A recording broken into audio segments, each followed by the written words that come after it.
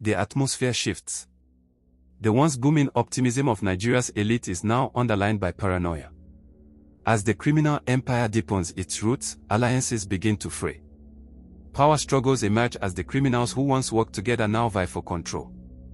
The once unified underworld that flourished under the reign of Bello Adebayo, Ngozi Okeke, and Ahmed Musa was beginning to unravel. Greed had planted seeds of discord among the very criminals who built this empire. Now, the fight for control of Nigeria's illicit wealth was on. Ngozi Okeke had always been shrewd, playing the financial game better than most. But as her empire grew, so did her ambitions. She could no longer be content simply laundering money. She wanted more. She wanted influence. And to gain it, she would have to outplay her most dangerous rival, Ahmed Musa. Where Bello had once served as the bridge between business and politics, Ngozi was now working to strengthen her ties with military power. She had quietly maneuvered her way into the upper echelons of Nigerian military contracts, buying influence through bribes and favors. And that, she knew, would bring her closer to total control. Ahmed Musa, on the other hand, had always believed that power was rooted in force. Once a decorated officer in the Nigerian military, he had seen firsthand the failure of the government to protect its citizens. It was this realization that pushed him to build a network of mercenaries, highly trained, highly dangerous, and willing to do whatever it took for a price. Ahmed's men were feared across Nigeria.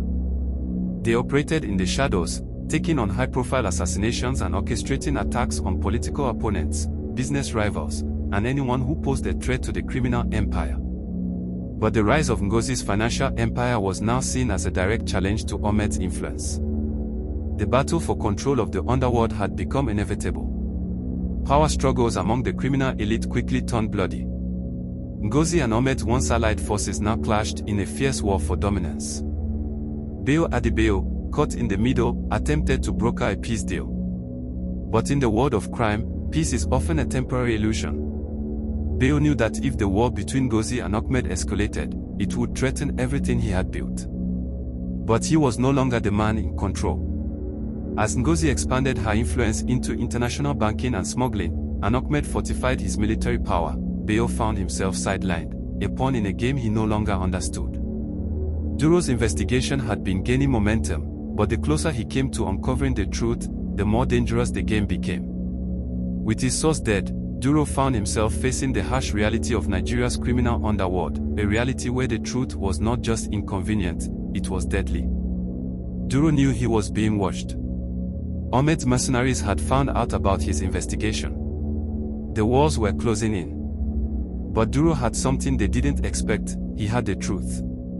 And no matter how high the cost, he was determined to bring it to light. Meanwhile, as the criminal power struggle between Ngozi and Ahmed reached its zenith, Nigeria itself was beginning to tear at the seams.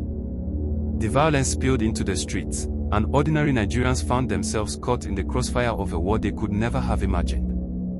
Duro's revelations had set off a chain reaction. The public was beginning to demand answers, their anger growing with each passing day.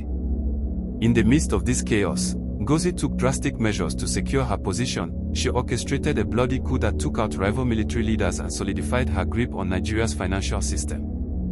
With the nation in turmoil, Duro had no choice but to go public with his findings. The files he had painstakingly collected, documents, bank transfers, meeting records, were now in the hands of the media. The battle for Nigeria's soul was about to begin. But for Duro, this was more than just an investigation, it was a matter of life and death. Duro's expose was explosive, naming Bello Adebayo, Ngozi Okeke, and Ahmed Musa as the masterminds behind a criminal empire that had bled Nigeria dry. The government could no longer ignore the truth. But as the media picked up the story, the response from the government was swift and deadly. The public outcry was deafening. Protests erupted across the nation. Demands for justice grew louder. But the criminal underworld was far from defeated. Bello Adebayo had already fled the country, taking his billions with him. Ngozi's financial network was still intact, and Ahmed's mercenaries had gone underground, ready to fight another day. While the truth had been exposed, the battle for justice was far from over.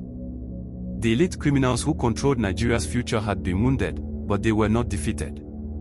The system that allowed them to thrive remained intact. And so, the question remained, could Nigeria ever break free from this cycle of corruption and crime? The underworld that had once operated in the shadows of Nigeria was now in the open, but its roots ran deep. As for Duro, he had paid the ultimate price for his pursuit of justice. His life was forever altered by the forces he had uncovered. But his story, like the story of Nigeria itself, is one of struggle, a struggle against an empire that would stop at nothing to maintain its grip on power. Only time will tell if the truth is enough to topple the empire, or if the underworld will rise again, stronger than ever. If you found this story eye-opening, don't forget to share, subscribe, and stay tuned for more gripping tales from the dark truth of time immemorial, where Nigeria's hidden stories come to light.